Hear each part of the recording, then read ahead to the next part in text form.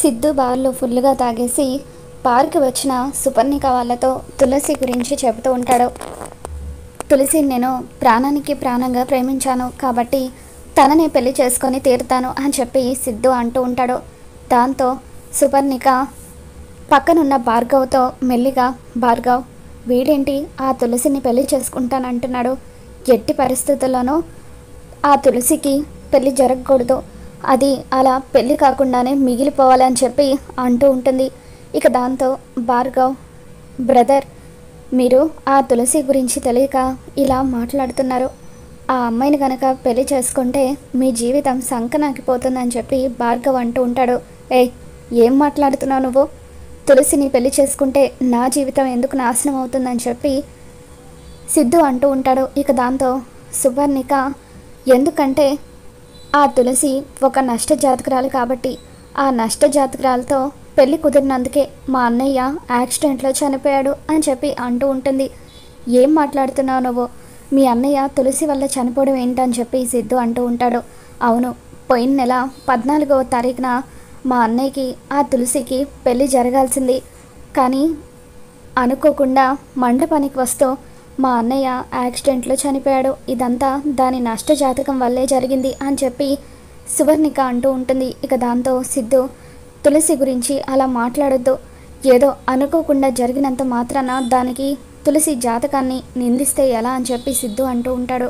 ఇక దాంతో సువర్ణిక నేను చెప్పేది నువ్వు నమ్మినా నమ్మకపోయినా ఆ తులసి ఒక పెద్ద దరిద్రం, దాన్ని గనక నువ్వు పెళ్లి చేసుకుంటే నీ జీవితం మా అన్నయ్యలాగే సర్వనాశనం అయిపోతుంది అని చెప్పి సువర్ణిక అంటూ ఉంటుంది.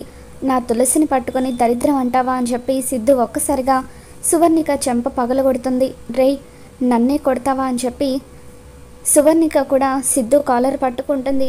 14వ తారీఖున జరిగిన యాక్సిడెంటా, అసలైనా ఆ యాక్సిడెంట్లో మీ అన్నయ్య అనుకోకుండా చనిపోయాడో ఎవరైనా కావాలని ఆ యాక్సిడెంట్ చేశారు అని చెప్పి సిద్ధు మాట్లాడుతూ ఉంటాడు.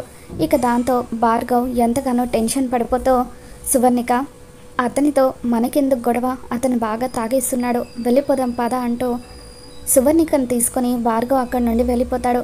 తర్వాత సువర్ణిక సిద్ధుని తిట్టుకుంటూ ఒక చోట కూర్చొని ఉంటుంది. ఇక సిద్ధు అన్న మాటల్ని గుర్తు చేసుకుని అవును భార్గవ్, అతను అన్నట్టుగా నిజంగానే మా అన్నయ్య అనుకోకుండా యాక్సిడెంట్లో చనిపోయాడా, లేదంటే ఎవరైనా ప్లాన్ చేసి చంపేసి ఉంటారా, నువ్వు కానీ ప్లాన్ చేయలేదు కదా అని చెప్పి భార్గవ్ని నిలదీస్తూ ఉంటుంది. లేదు డార్లింగ్, నేనెందుకు చేస్తాను, అయినా ఒకవేళ నేను చేసినా కూడా నీకు చెప్పకుండా ఏం చేయను కదా అని చెప్పి భార్గవ్ అంటూ ఉంటాడు. ఏంటో ఎక్కడికి వెళ్ళినా కూడా ఆ తులసి గోల తప్పడం లేదు, ఎట్టి పరిస్థితుల్లోనూ దానికి పెళ్లి జరగకూడదు, అది జీవితాంతం అలాగే మిగిలిపోవాలి, కష్టాలను అనుభవించాలి అని చెప్పి సువర్ణిక అంటూ ఉంటుంది.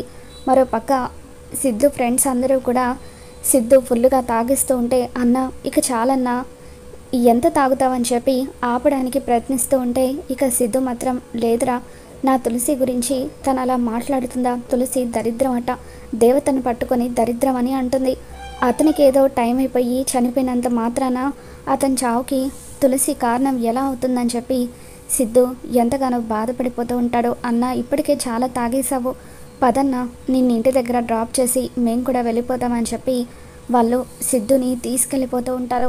మరోపక్క విశ్వ తండ్రి కోపంతో రగిలిపోతూ ఉదయాన్నే లక్ష్మి ఇంటికి వస్తాడు. ఎవరింట్లో బయటకు రండి అని చెప్పి గట్టిగా అరుస్తూ ఉంటాడు. ఇక దాంతో తులసి ఖుషి ఇద్దరు కూడా ఇంట్లో నుండి బయటకు వస్తారు.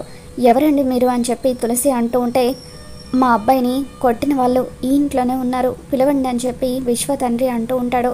దాంతో తులసి మీరేదో రాంగ్ అడ్రస్కి వచ్చినట్టున్నారు అని చెప్పి అంటూ ఉంటే మండపంలో పెళ్లి జరిగింది ఈ ఇంట్లో వాళ్ళదే కదా అని చెప్పి విశ్వ తండ్రి విజయేంద్ర వర్మ అంటూ ఉంటాడు. అవునండి అని చెప్పి తులసి అంటుంది. అయితే మా అబ్బాయిని ఆ మండపం దగ్గరే కొట్టారు అని విశ్వ తండ్రి అంటూ ఉంటే మీ అబ్బాయి ఎవరండి అని చెప్పి తులసి అడుగుతుంది. దాంతో విశ్వ ఫోటోని ఆయన తులసికి చూపిస్తాడు. ఇక ఖుషి విశ్వ ఫోటో చూసి ఈ అంకుల్ అని చెప్పి ఒక్కసారిగా షాకింగ్గా అంటూ ఉంటే పాప నువ్వు ఇతన్ని కొట్టడం చూసావా అని చెప్పి విశ్వ తండ్రి అడుగుతూ ఉంటాడు. చూశాను అంకుల్ అని చెప్పి ఖుషి అంటుంది. ఎవరు నా కొడుకుని కొట్టింది ఎవరు అని చెప్పి విజయేంద్ర వర్మ అంటూ ఉంటాడు. ఇంతలో హరీష్, సంతోష్ ఇద్దరు కూడా అక్కడికి వస్తారు. ఏంటి, ఎందుకు మా ఇంటికి వచ్చి గొడవ చేస్తున్నారని చెప్పి అంటూ ఉంటే, పెళ్లి కూతురి అన్నయ్యలు మీరే కదా, అంటే మా అబ్బాయిని కొట్టింది మీరే అన్నమాట అని చెప్పి గన్ గురి పెట్టి, ఎందుకు మా అబ్బాయిని కొట్టారో మర్యాదగా నిజం చెప్పండి అని విజయేంద్ర వర్మ ఖుషి వైపు చూస్తూ, పాప మా అబ్బాయిని కొట్టింది వీళ్ళే కదా అని చెప్పి అంటూ ఉంటే, అవునంకల్ అని చెప్పి ఖుషి తల ఊపుతుంది. దాంతో హరీష్, సంతోష్ ఇద్దరు కూడా భయంతో వణికిపోతూ ఉంటారు. ఇక అప్పుడు విజయేంద్ర వర్మ మర్యాదగా నిజం చెప్పండి, ఎందుకు మా అబ్బాయిని కొట్టారు అని చెప్పి అడుగుతూ ఉంటే, మీ అబ్బాయి తప్పు చేశాడు, మా చెల్లెలకి లవ్ లెటర్ రాసి పెళ్ళి ఆపడానికి ప్రయత్నించాడు, అందుకే కొట్టాము, మా ఇంటి పరువు తీయాలని చూస్తే మేమెందుకు కూరుకుంటామని చెప్పి సంతోష్, హరీష్ ఇద్దరు కూడా విజయేంద్ర వర్మకి ఎదురు తిరిగి మాట్లాడతారు. ఇక దాంతో అసలు వాడు ఎందుకు పెళ్ళి ఆపాలనుకున్నాడో కారణం తెలుసుకోకుండా కొట్టడం తప్పే, ఈరోజు మిమ్మల్ని బతకనివ్వను, చంపేస్తానని చెప్పి విజయేంద్ర వర్మ అంటూ ఉంటే, అంకుల్ దయచేసి మా అన్నయ్యల్ని వదిలేయండి, వాళ్ళు చేసింది తప్పే అని చెప్పి తులసి అడ్డుపడుతూ ఉంటుంది. నువ్వు తప్పుకోమ్మా, ఈరోజు వీళ్ళ అంతు చూస్తాను అని చెప్పి విజయేంద్ర వర్మ అంటూ ఉంటాడు. ఇంతలో లక్ష్మి ఇంట్లో నుండి బయటకు వస్తుంది. ఇక అక్కడ ఏదో గొడవ జరుగుతూ ఉండడంతో తులసి విజయేంద్ర వర్మను చూసి ఒక్కసారిగా షాక్ అవుతుంది. ఇక ఎంతగానో ఎమోషనల్ అవుతూ అన్నయ్య అని చెప్పి విజయేంద్ర వర్మని పిలవడంతో, నువ్వా, ఛీ, నన్ను అన్నయ్య అని పిలవద్దు, నీకు నాకు ఆ బంధం ఎప్పుడో తెగిపోయింది, ఎప్పుడైతే నువ్వు వాడిని పెళ్లి చేసుకొని వెళ్ళిపోయావో అప్పుడే మన మధ్య సంబంధం తెగిపోయిందని చెప్పి విజయేంద్ర వర్మ అంటూ ఉంటాడు. ఈ ఇద్దరు నీ కొడుకులే అన్నమాట, వీళ్ళు నా కొడుకుని రక్తం వచ్చేలాగా కొట్టారు, ఈరోజు వీళ్ళ రక్తం కళ్ళ చూసిన తర్వాత ఇక్కడ నుండి వెళ్తాను అని చెప్పి విజయేంద్ర వర్మ అంటూ ఉంటాడు. ఇక దాంతో అన్నయ్య దయచేసి నా కొడుకుల్ని క్షమించి వదిలే అన్నయ్య, నీ కాళ్ళు పట్టుకుంటాను అని చెప్పి లక్ష్మి బతిమలాడుతూ ఉంటుంది. అమ్మ, ఈ అంకుల్ని పట్టుకొని నువ్వు అన్నయ్య అంటున్నావేంటి, ఈయన విశ్వ వాళ్ళ నాన్నగారట అని చెప్పి తులసి అంటూ ఉంటుంది. దాంతో తులసి ఎంతగానో ఆనందపడిపోతూ, అన్నయ్య విశ్వ నా మేనల్లుడా అని చెప్పి లక్ష్మి అంటూ ఉంటుంది. నీ మేనల్లుడు కాదు, నా కొడుకు, నా కొడుకుని ఈ ఇద్దరు కలిసి కొట్టారు అని చెప్పి విజయేంద్ర వర్మ అంటూ ఉంటే, లక్ష్మి, హరీష్, సంతోష్ల దగ్గరికి వచ్చి వాళ్ళ రెండు చెంపలు కూడా వాయిస్తూ, ఎందుకు విశ్వాన్ని కొట్టారు, మీరు ఇటువంటి నిర్ణయం తీసుకునే ముందల పెద్దవాళ్ళం మేము ఉన్నాం కదా, ఒక్క మాట మమ్మల్ని అడగాలి కదా అని చెప్పి వాళ్ళిద్దరిని కూడా చావు బాధతో ఉంటుంది. అన్నయ్య, నా కొడుకులు చేసిన తప్పుకి నేను క్షమాపణ అడుగుతున్నాను, ఇంకెప్పుడు కూడా ఇలా జరగదు, దయచేసి నన్ను క్షమించన్నయ్య అంటూ లక్ష్మి విజయేంద్ర వర్మ కాళ్ళు పట్టుకుంటుంది. ఇక దాంతో విజయేంద్ర వర్మ, చూడు, ఇంకొక్కసారి నీ నీడ కానీ నీ ఇంట్లో వల్ల ఎవరి నీడ కూడా నా ఇంటి మీద పడడానికి వీల్లేదు, ఇంకొక్కసారి నా కొడుకు జోలికి వస్తే చంపేస్తాను, జాగ్రత్త అంటూ విజయేంద్ర వర్మ వాళ్ళకి వార్నింగ్ ఇచ్చి అక్కడి నుండి వెళ్ళిపోతాడు.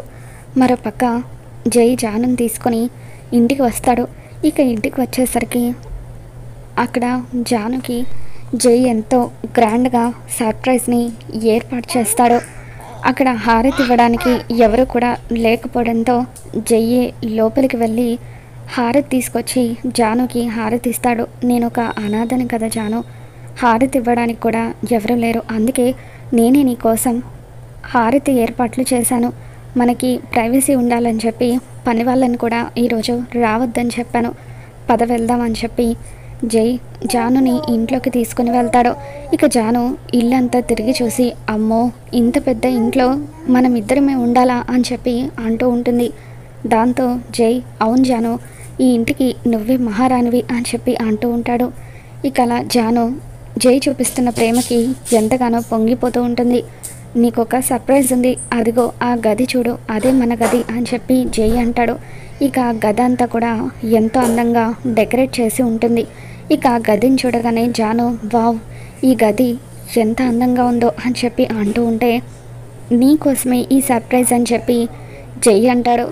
వెళ్ళి ఫ్రెష్ అయ్యి రా జాను, బాగా అలసిపోయి ఉంటావా అని చెప్పి జై అనడంతో ఇక జాను స్నానం చేసి వస్తుంది. తర్వాత జై కూడా ఫ్రెష్ అవ్వడం కోసం అని చెప్పి స్నానానికి వెళ్తాడు.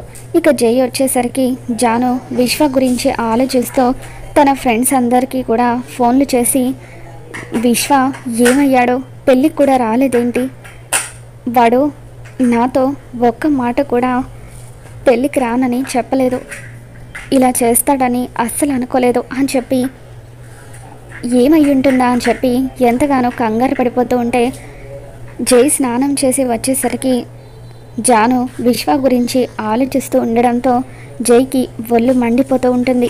ఇక ఒక్కసారిగా జాను చేతిలో ఉన్న ఫోన్ని విసిరి కొడుతూ, చూడు జాను, నీకు పెళ్ళైంది నాతో, ఈ క్షణం నుండి నువ్వు కేవలం నా గురించి మాత్రమే ఆలోచించాలి, పరాయి మగాడి పేరు కూడా నువ్వు పలకడానికి వీల్లేదు అని చెప్పి అంటూ ఉంటాడు.